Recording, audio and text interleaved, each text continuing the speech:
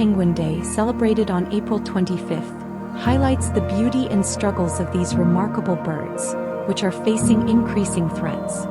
Climate change remains a significant issue, causing the loss of sea ice crucial for emperor penguins' breeding and survival.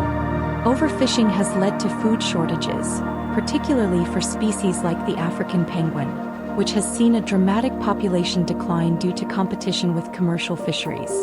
Pollution, including oil spills and plastic waste, further endangers their habitats and food sources. However, conservation efforts offer hope.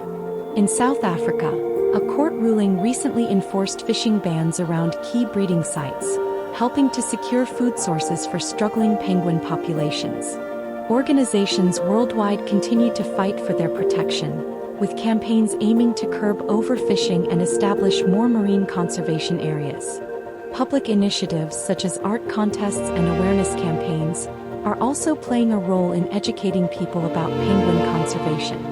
Individuals can contribute by supporting conservation groups, advocating for sustainable fishing practices, and reducing their carbon footprint. By taking these steps, people can help ensure the survival